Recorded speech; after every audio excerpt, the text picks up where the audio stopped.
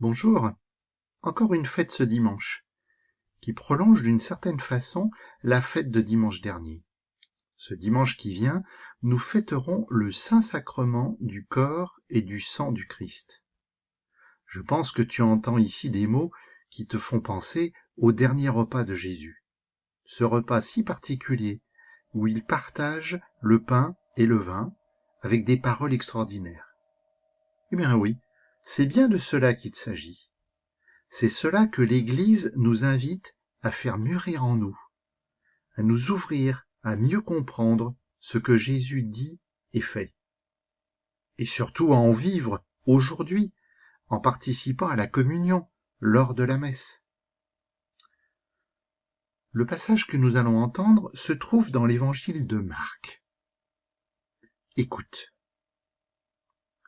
Le premier jour de la fête des pains sans levain, où l'on immolait l'agneau pascal, les disciples de Jésus lui disent : « Où veux-tu que nous allions faire les préparatifs pour que tu manges la Pâque ? » Il envoie 2 de ses disciples en leur disant : « Allez à la ville.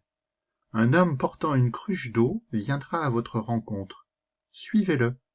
Et là où il entrera, dites au propriétaire : Le maître te fait dire où est la salle où je pourrai manger la Pâque avec mes disciples. Il vous indiquera à l'étage une grande pièce aménagée et prête pour un repas. Faites-y pour nous les préparatifs. » Les disciples partirent, allaient à la ville, ils trouvèrent tout comme Jésus leur avait dit, et ils préparèrent la Pâque. Dans ce premier passage, il y a plein de petits détails, des petits détails auxquels on ne fait pas trop attention. Et pourtant, ces petits détails nous apportent plein d'aide pour mieux comprendre. Alors d'abord, il est question de la Pâque. Tu te rappelles peut-être, la Pâque, c'est la plus grande fête pour les Juifs. Pâques, ça vient d'un mot hébreu qui veut dire passage. À cette fête, on fait mémoire de la libération du peuple hébreu de l'esclavage en Égypte. Tu en as certainement entendu parler au caté. Moïse va conduire son peuple hors d'Égypte. Alors il faut partir vite, avant que Pharaon change d'idée. On prépare un repas à la va-vite. On fait rôtir un agneau, on le partage en famille, entre amis, on le mange debout, prêt à partir tout de suite. Aujourd'hui encore, les Juifs vivent ainsi le repas de la Pâque. Donc, il est question de préparer pour Jésus et ses disciples ce repas de la Pâque. Et si tu as bien entendu, cela se passe au moment où on sacrifie les agneaux dans le temple de Jérusalem.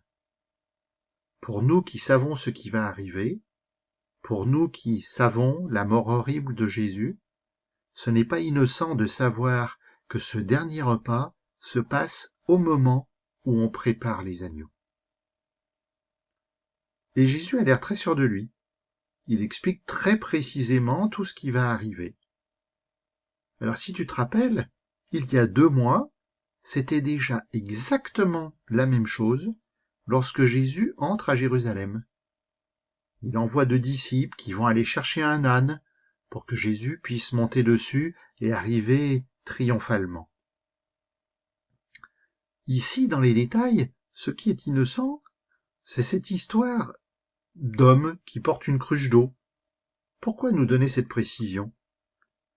Justement parce que c'est étonnant, et que les disciples trouveront cet homme sans aucun problème.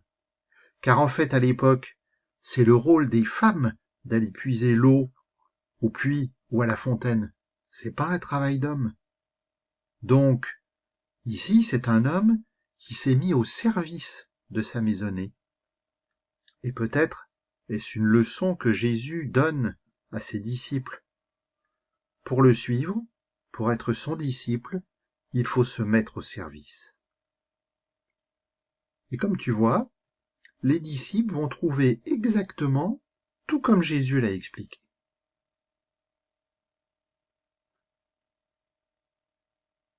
Pendant le repas, Jésus ayant pris du pain et prononcé la bénédiction, le rompit, le leur donna et dit : « Prenez, ceci est mon corps. » Puis, ayant pris une coupe et ayant rendu grâce, il la leur donna, et ils en burent tous, et il leur dit, « Ceci est mon sang, le sang de l'alliance versé pour la multitude. Amen, je vous le dis, je ne boirai plus du fruit de la vigne, jusqu'au jour où je le boirai, nouveau, dans le royaume de Dieu. » Après avoir chanté les psaumes, ils partirent pour le mont des Oliviers. Alors ce passage, je crois qu'on le connaît tous par cœur. On l'a forcément entendu au caté. Et surtout, on l'entend à chaque messe où nous faisons mémoire de ce dernier repas. Ce sont les gestes, les paroles que le prêtre redit à chaque fois. Mais est-ce que tu fais vraiment attention à ce que Jésus dit? Il ne dit pas ce pain, c'est pour faire une image de mon corps, ou ce vin, c'est pour faire le symbole de la tache rouge comme mon sang. Non, il dit, ce pain est mon corps, ce vin est mon sang. Et oui, pendant ce dernier repas, mais aussi lors de chaque messe, Jésus est vraiment présent. Et Jésus refait le lien, c'est le cas de le dire, avec l'alliance, avec un grand A.